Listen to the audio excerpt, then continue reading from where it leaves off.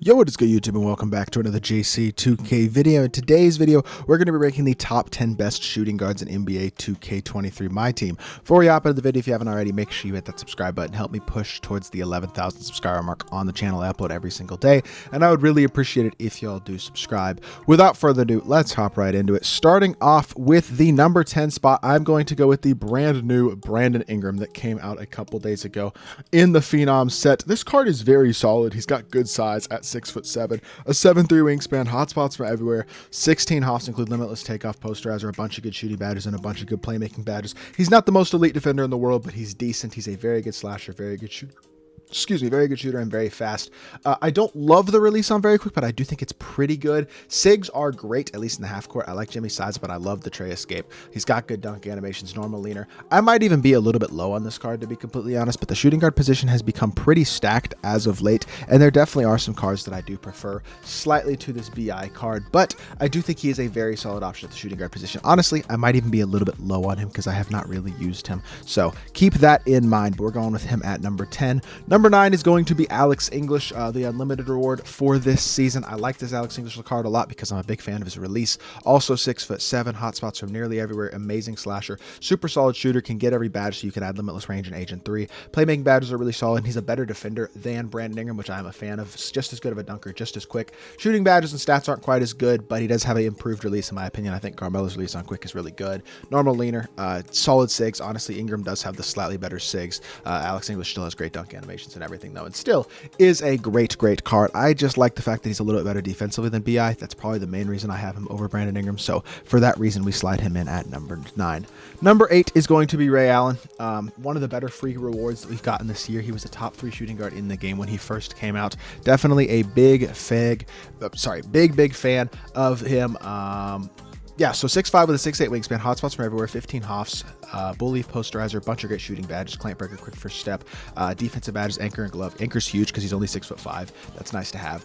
Defensively, he's very solid. He's very quick. He's an elite shooter, obviously, and a very good dunker. Moves really well. MJ dribble style, Francis size up, Kobe escape is good. Lillard behind the back's best behind the back in the game. He's got quick drops off one as his go-to dunk, a great release, and normal leaner. Not as big as Brandon Ingram, probably a little better all the way around though, in my opinion. So again, I have him just slightly above these two guys at number 8. Number 7, gonna go with Scottie Pippen, who is a 6'8", 3-and-D monster. Not as good offensively, at least as a shot creator, as a lot of the cards above him, but he is an absolute monster defensively. 6'8" with a 7-foot wingspan, 15 hoffs. Very good finisher, very great defender, and a very capable playmaker and shooter as well. He's got 94 speed and excel, 92 shot 3, 95 driving dunk, elite defense. So he's got the speed, he's got obviously the defense, but he's got the shooting and the slashing as well.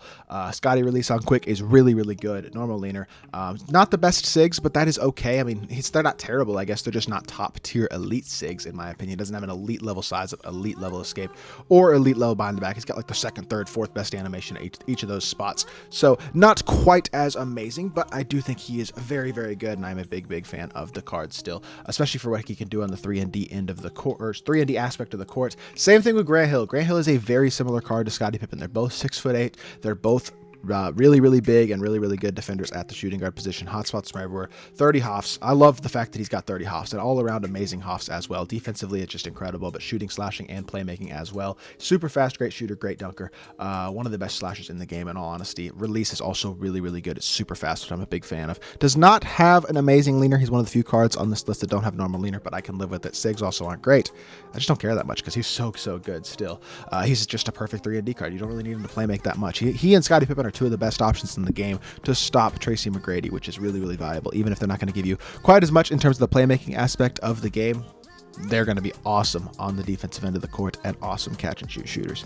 Number 5, I'm going to go with Vince Carter still. I really am so high on Vince. I don't know. Vince is one of my favorite cards in the game still to this point. I have a 44 hoff Vince on my team, and he is an absolute monster. 6'6" with a 6'9" wingspan, hot spots are everywhere, 15 hoffs include bully, fast twitch, limitless takeoff, posterizer, agent 3, catch and shoot, limitless range, clamp breaker, quick first step, anchor, glove, and more. Defensive stats are really good. Obviously, he's going to be an incredible slasher. He's super fast, and he feels super fast. He moves really absolutely quick, and he's an absolutely elite shooter as well. Every badge upgradable, one of the smoothest and easiest to green releases in the game. The Kuzma base with the vents upper just go together so well. He's got the Pro 2 leaner, which isn't probably quite as good as normal, but I think it's one of the best leaners in the game still. I really am a huge fan of it, and green it super consistently. The MJ dribble style, Fox size up wall escape, give him very, very good half-court sigs as well. He's so good. He's so fast. I don't know what makes him feel so fast, but he's one of my favorite slashers in the game, and he just beats dudes up the court all the time. That 97 speed is noticeable on Vince Carter. Kobe Bryant's going to come in at number 4 for me. I think Kobe was a little bit underwhelming, to be completely honest. I didn't really expect him to quite compete with T-Mac, but I thought he'd be the second best shooting guard in the game, but I don't think he's quite there. But he's still an awesome card. I mean, he's got good size, hot spots are everywhere, 30 hoffs. I mean, he's got almost every single key hoff in the game, which is absolutely amazing. The stats are obviously incredible as well, all the way around defensively, speed, slashing, shooting. Release, Kobe's release on very quick is good. I don't love the fact that Kobe's release seems to get a decent amount of load-ups. I would rather them change his base to like Kuzma or KPJ or something like that, especially since he's one of those really, really hyped names, but they didn't, and that's okay. His sigs as well are like, they're good. I mean, he's got the lid behind the back, Steph escape, both very good. Kobe size up's not bad. He moves well. He's got good dunk animations. He's a very good card.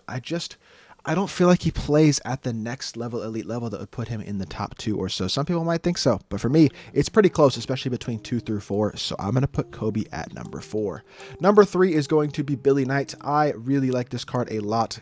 The thing that I like about Billy Knight more than Kobe is I think his release is a little bit more consistent. Hotspots from everywhere. They're both 6'6". He's just as good of a finisher as Kobe, nearly as good of a shooter. Probably, honestly, a better shooter with the release that I prefer, actually.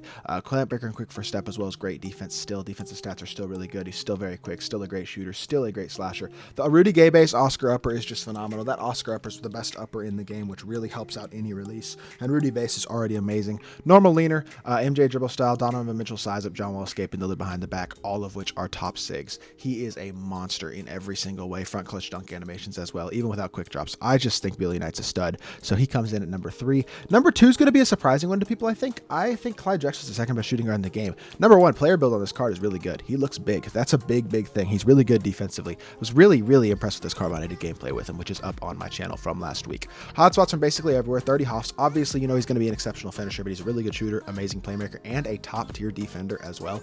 The defense is really what impressed me a ton about this card. It made him so good. He's crazy fast and a crazy good slasher like Vince is, just even better on the defensive end of the court, has quick drops, moves really, really solidly. I don't love the harden behind the back, but everything else about his sigs are really good.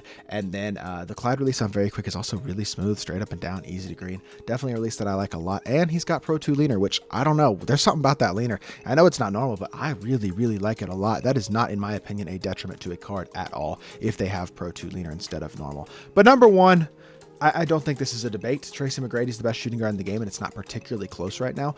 He's 6'8" with a 7'2" wingspan, hot spots from everywhere, 30 hoffs include bully, fast twitch, Lamos, takeoff, posterizer, every key shooting badge you could ask for, nearly every key playmaking badge you could ask for, and elite defensive ability as well. He's got the size of a Grant Hill and a Scottie Pippen, the defense of those types of cards as well. He's incredibly fast, incredibly good shooter, and an incredibly good dunker, but he's also got the best animations of any shooting guard in the game. The KPJ base with Oscar upper on quick. My favorite release in my team right now. Normal leaner.